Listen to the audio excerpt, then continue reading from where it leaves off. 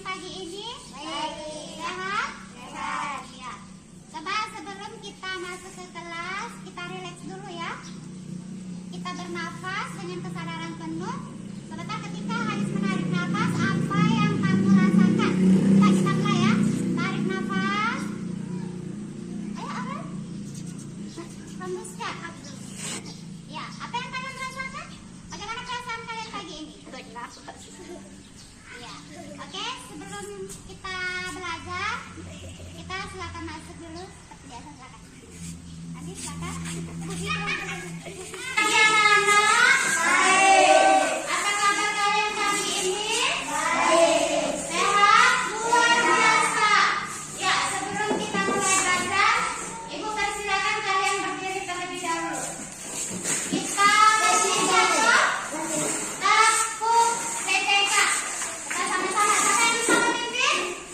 Ada yang bisa memimpin? Ya, Ibu yang pimpin. Sekarang semua berdiri. Takut PPK. Religius, nasionalis, mandiri, gotong royong, integritas, yes. Sekarang salam PPK. Bukan, salam PPK. Salam cerdas, berkarakter, menyenangkan, luar biasa, hebat. Takut semangat. Semangat. Semangat. Yes. Iya. Baiklah anak-anak, sebelum kita belajar pada pagi hari ini, marilah kita berdoa terlebih dahulu. Aurel, silakan ke depan, Mak, pimpin teman-temannya berdoa.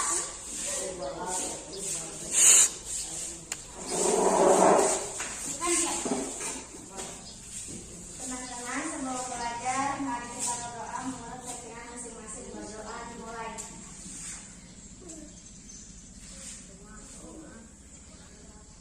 Berdoa selesai. Ya, terima kasih Nak. Baik. Sekarang silakan kalian duduk seperti biasa. Baiklah, sekarang kita belajar tema 8 ya. Tema 8, kalian masih ingat apa judulnya? Tema 8, lingkungan sahabat. Lingkungan sahabat kita. Di mana materi yang akan kita pelajari atau tujuan pelajaran yang akan kita capai pada pagi hari ini, lihat di papan tulis ya anak-anak, melalui sebuah video pembelajaran tentang keragaman suku bangsa dan budaya Indonesia, siswa dapat mengidentifikasi suku bangsa dan budaya yang ada di Indonesia. Kemudian tujuan pembelajaran kita yang kedua, melalui pengamatan video pembelajaran keragaman suku bangsa dan budaya Indonesia, siswa dapat menceritakan tentang budaya tentang suku bangsa dan budaya yang ada di lingkungan sekitar. Kemudian melalui kegiatan bermain peran, siswa mampu menunjukkan sikap toleransi yang dapat dilakukan dalam keberagaman suku bangsa dan budaya yang ada di Indonesia.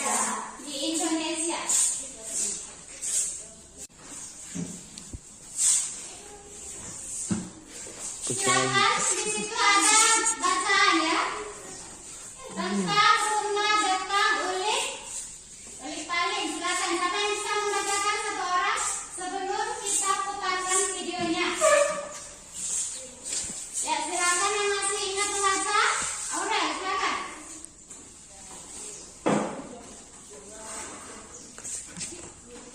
Ya.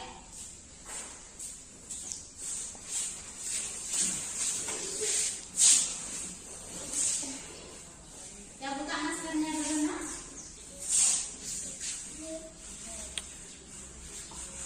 Rumah betang uluk paling. Rumah betang atau rumah panjang uluk paling terletak di Kapuas Hulu, Kalimantan Barat. betang ini berukuran panjang 268 meter, tinggi 5-6 meter, dan memiliki 53 bilik rumah.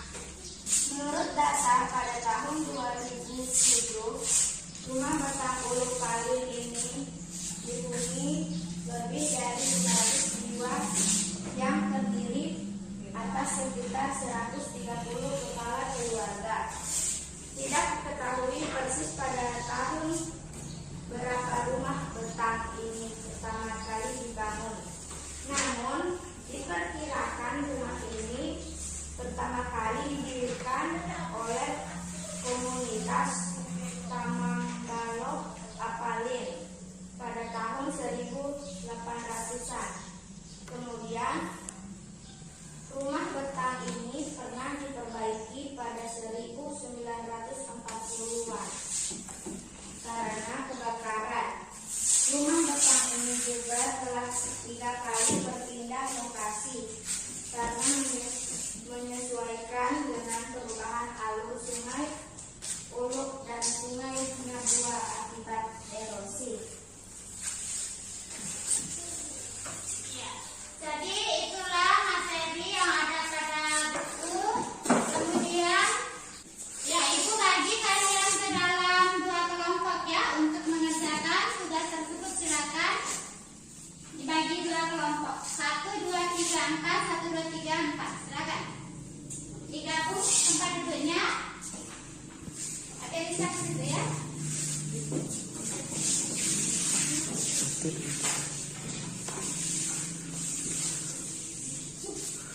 Cepat. Ya, silakan.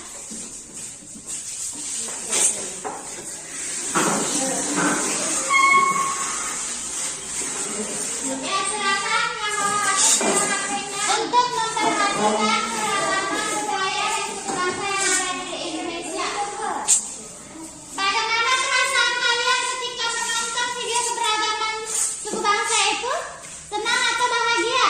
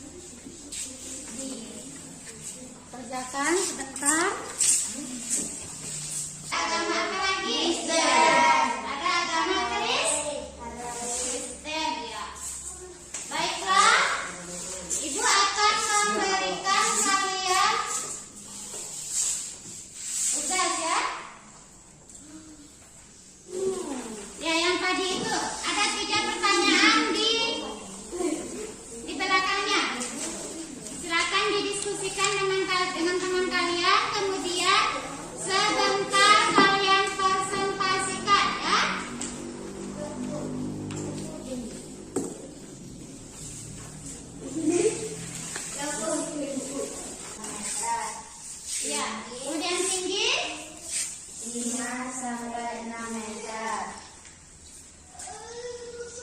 Iya, kemudian berapa penghuni rumah Betang Uluk Pali? 500 apa? Jiwa.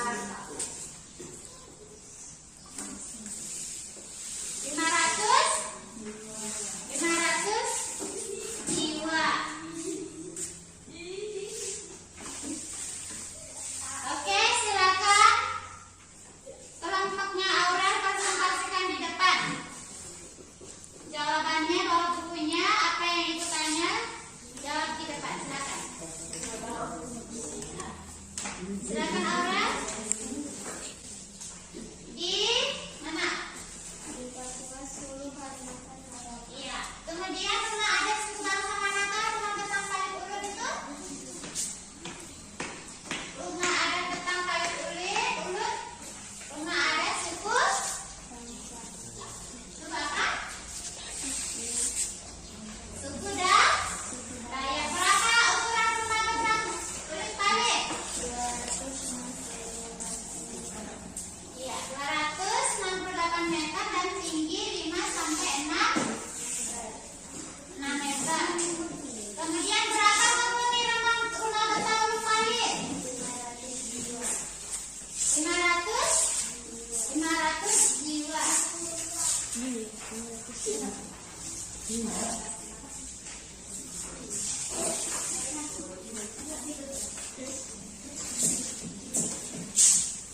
Ya, sudah? Ya, silakan kembali. Sekarang silakan kalian baca kembali.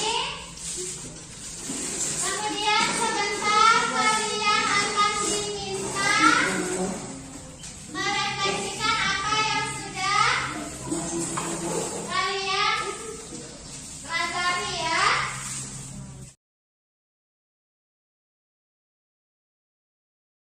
Perasaan saya sebagai CGP pada saat merencanakan RPP, di mana saya sangat senang dan bahagia ketika di dalam perencanaan saya dapat menyusun sebuah rencana pelaksanaan pembelajaran yang berdiferensiasi, yang terdiri dari diferensiasi konten, diferensiasi proses, dan juga diferensiasi produk terintegrasi pembelajaran sosial emosional ketika menempatkan kompetensi PSE dan juga teknik PSE yang harus dimasukkan di dalam rangkaian kegiatan pembelajaran. Perasaan CGP saat melaksanakan aksi adalah saya sangat senang dan bahagia, di mana siswa saya sangat antusias di dalam belajar walaupun situasi pandemi, dengan belajar menggunakan buku siswa dan menonton materi keberagaman suku bangsa dan budaya yang ada di Indonesia lewat video pembelajaran yang diambil dari YouTube.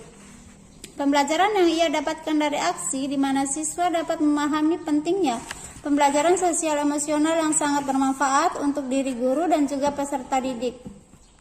Tentang pengalaman apa yang dialami siswa, apa yang dipelajari siswa, dan bagaimana guru mengajar ketika proses pembelajaran. Serta perencanaan untuk memperbaiki pembelajaran adalah saya ingin sekali berusaha untuk memperbaiki proses pembelajaran saya dengan lebih dapat membuat inovasi pembelajaran yang lebih baik, seperti menampilkan contoh-contoh video konten pembelajaran sesuai dengan materi yang akan diajarkan kepada peserta didik.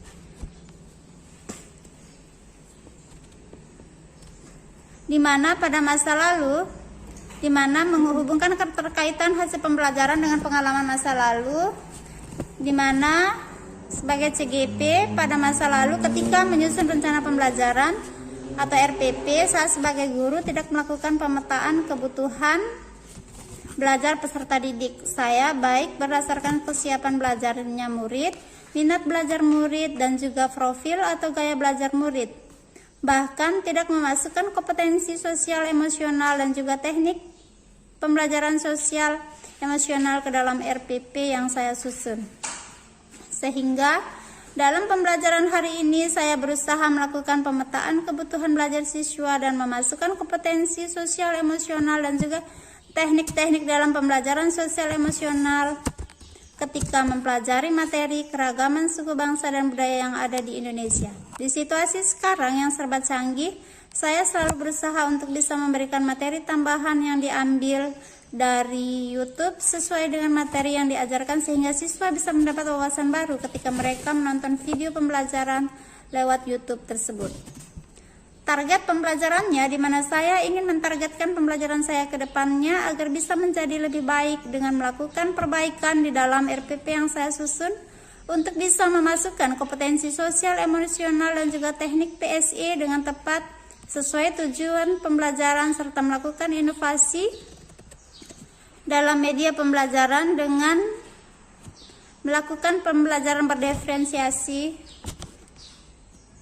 yang di dalamnya terdapat diferensiasi konten, diferensiasi proses, dan juga diferensiasi produk. Bagaimana pembelajaran ini bisa berguna di masa mendatang?